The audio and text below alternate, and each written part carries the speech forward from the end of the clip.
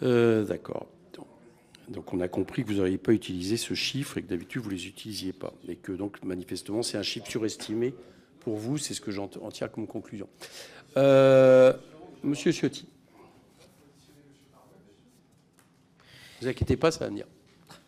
Merci, merci Monsieur le Président, Monsieur le Ministre. En vous écoutant, avant d'évoquer des points plus techniques, j'ai une réflexion qui me vient. Nous avons écouté Bruno Le Maire qui a eu devant nous une stratégie extrêmement caricaturale de dire finalement tout va bien circuler, il n'y a rien à voir. La faute revient aux parlementaires. Qui êtes-vous pour nous juger? Nous avons tout fait parfaitement. La dégradation de la situation, c'est vous, ce sont les parlementaires. OK. Vous adoptez une posture différente. Globalement, je le dis, et vous m'en excuserez peut-être à gros traits, mais vous nous dites 80% de l'écart provient de mauvaises prévisions, donc responsabilité des services placés sous votre autorité, et 20% provient en gros de la gestion. Vous ne parlez pas de mauvaise gestion, vous venez de le dire, mais enfin, c'est subliminal, des collectivités locales qui ont dérapé. Donc, globalement, ce que vous avez fait ne soulève aucune interrogation, encore moins aucune critique. J'ai envie de vous poser, ça va paraître peut-être déconnecté, mais est-ce que pour vous, l'humilité constitue une vertu en politique? Bon, écoutez, monsieur le rapporteur, moi j'essaie, après que si mes réponses ne vous satisfaisent pas, parce que, je ne sais pas, vous cherchez d'autres réponses, j'essaie d'être précis, argumenté, et j'essaie de vous décrire la réalité. La réalité, c'est que l'écart repose à 80% sur un problème d'estimation de recettes. Monsieur le rapporteur, je vous ai expliqué que cette réévaluation des recettes s'est faite à 3 reprises. Je ne vous l'ai pas caché, je vous l'explique. Et je vous explique que c'est un problème. Et je ne, comment dirais-je, je n'évite pas ma responsabilité. À la fin, on défend un projet de loi de finances. Devant vous, on prend les chiffres qui nous sont amenés. Bien sûr qu'on assume cette responsabilité. Mais, monsieur le rapporteur, je n'ai pas d'autres éléments à apporter que la réalité telle qu'elle nous l'avons vécue. Et je pense que c'est comme ça qu'on fait avancer le débat. Et je récuse votre insinuation, monsieur le rapporteur. Je ne dis pas que les élus locaux sont des mauvais gestionnaires. Je dis que, comptablement, 20% de l'écart, c'est parce qu'il y a des dynamiques de dépenses des collectivités territoriales très supérieures à ce qui était prévu. C'est la stricte réalité. Voilà. Et par contre, et ça, vous ne l'avez pas dit dans votre propos introductif, et ça, moi, je pense qu'il faut s'en féliciter, ce que nous maîtrisions complètement, monsieur le rapporteur, c'est les dépenses de l'État. Et les dépenses de l'État, elles ont baissé en 2023. Les dépenses de l'État, elles ont baissé en 2024. Ce dont nous avions la parfaite maîtrise, les dépenses de l'État, nous l'avons tenu. Voilà. Alors, justement, monsieur le ministre, je voulais... j'évoquerai à la fin le cadrage que vous pouviez opérer avec le ministre de l'économie auprès duquel vous étiez délégué.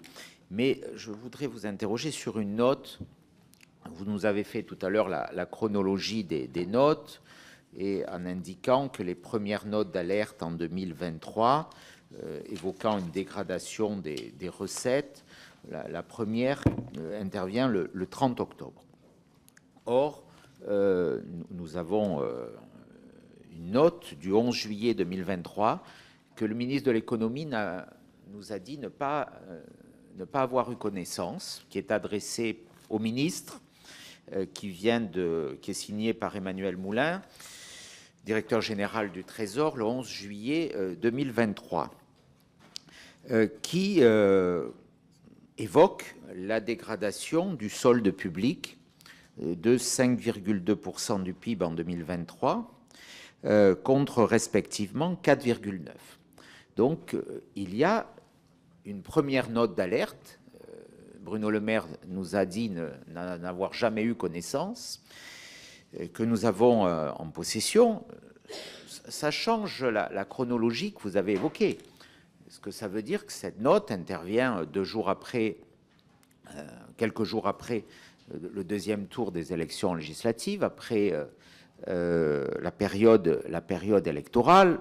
Vous avez évoqué tout à l'heure dans vos propos que le calendrier électoral avait percuté le calendrier budgétaire, j'en conviens, mais c'est peut-être une des explications qui nous conduit à voir cette commission. Pourquoi ne pas avoir évoqué cette note, d'autant que cette note, elle évoque ensuite, dans la dégradation de ce solde public, 5,2 au lieu de 4,9, dès juillet, elle évoque des explications, elle cite des explications, la dégradation de l'environnement macroéconomique sur les recettes. Donc, il y a l'explication que vous portez sur les recettes, que nous entendons notamment sur une baisse de l'IS qui serait, dont les recettes seraient moins élevées que prévu, d'environ 8 milliards d'euros. 8 milliards d'euros. Donc, dès juillet, il y a quand même cette alerte que vous n'évoquez pas. Et je m'étonne que ni Bruno Le Maire ni vous n'évoquiez cette situation. La chronologie est extrêmement importante puisque vous auriez pu, sur ces bases, modifier le projet de loi de finances pour 2024. Vous évoquez dans la chronologie des notes l'impossibilité du fait des alertes tardives et du fait que le projet de loi de fin de gestion a été promulgué, de ne pouvoir modifier le projet de loi de finances pour 2024, mais dès le 11 juillet 2023, vous avez cette alerte. Et je m'étonne que devant notre commission, ni vous, ni Bruno Le Maire n'évoquez cette note, qui pour moi me paraît extrêmement importante. Pourquoi vous n'évoquez pas cette note, Monsieur le Ministre? Pour une raison simple, monsieur le rapporteur, je n'en ai pas été destinataire. Le 11 juillet, je n'étais pas ministre des Comptes publics. Donc je ne peux pas commenter cette note dont je n'ai pas connaissance. Et est-ce que vous trouvez normal que le ministre de l'économie ne l'évoque pas?